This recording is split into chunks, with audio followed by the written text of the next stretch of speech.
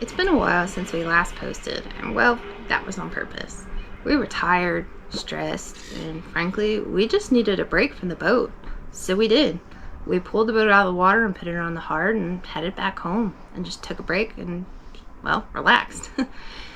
So that leads me into this video, which, spoiler alert, is just going to be me talking. So bail out now if you don't want an update. Just a little background on Ben and myself. We're both from the central part of the United States. So tides, currents, not a thing. And we went from full-time living on land to full-time living on a boat. So we wanted to do the loop and get north to Canada before summer hit.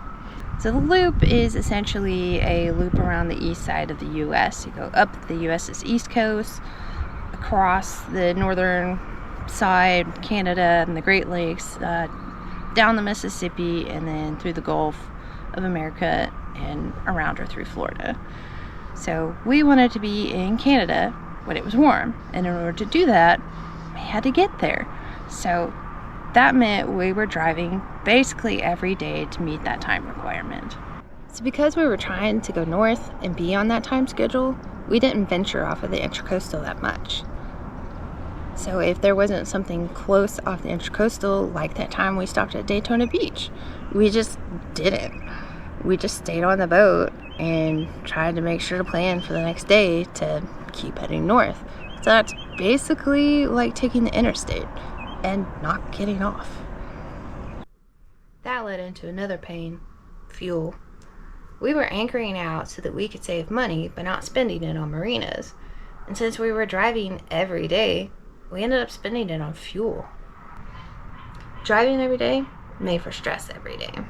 Mostly for Ben, because I don't know what I don't know. The boat is 40 years old, and things would actually break. Like, well, we couldn't flush our business down the toilet. And things would also faux break. Like when the oil pressure gauge stopped working. And I say faux because we weren't losing oil pressure. Fortunately, it was just a loose wire. But it was still broken. And things like that happened every day. So I'm not saying this one's a bad thing, but it is a thing. And anyone who flies or drives a boat and doesn't have autopilot understands. And when you're driving every day and you don't have autopilot, it's a full-time job driving. I mean, yes, you have to pay attention anyway, but now you're extra paying attention because you're the one driving the boat. Those of you who know, you know. And at the end of the day, we were right back here, pulling out avionics, planning the day for tomorrow. How far we wanted to go, how long it was going to take, where we were going to anchor, if there was anything near. So it was another job at the end of the day, just to figure out what the next day was going to be. After driving all day, then it was time to anchor, which in itself really wasn't all that bad. It just took some time. Being on anchor, that's what stressed us out. With tides coming in and out twice a day, and the wind blowing us around in circles on the anchor, how in the world is the anchor supposed to hold all night? Stressing about the anchor holding also made it really difficult to sleep. And also, I don't know if any of y'all have stayed on a boat at the water line, but the water is so loud.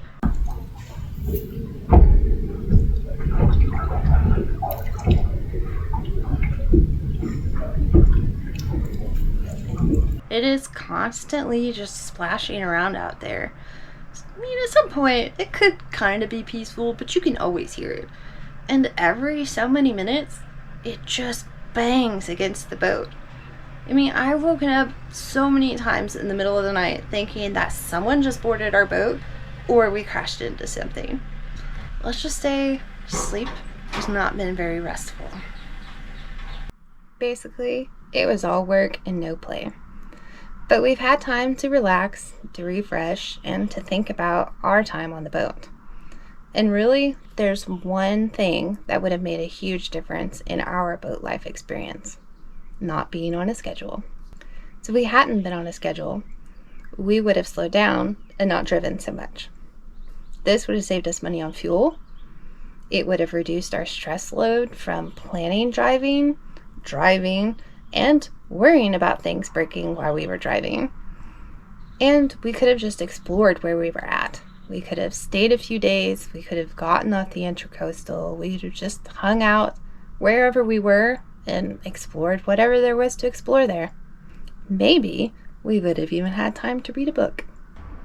Now we know more of what we like, what we don't like, what stresses us out, and what we think would be fun. Basically, we've learned from our experience, which means we're not done adventuring yet. It probably won't be on the loop, and it might not be on the album, but we're not done adventuring yet. We have plans that could involve water, land, and or air. On that note, I need some input.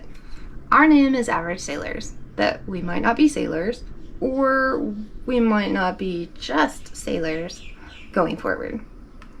So should we keep the name Average Sailors? Should we change it or do something else?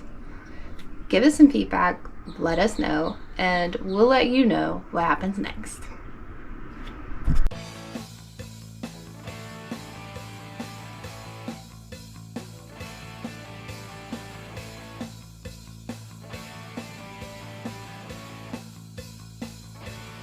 Planning the day for the tomorrow.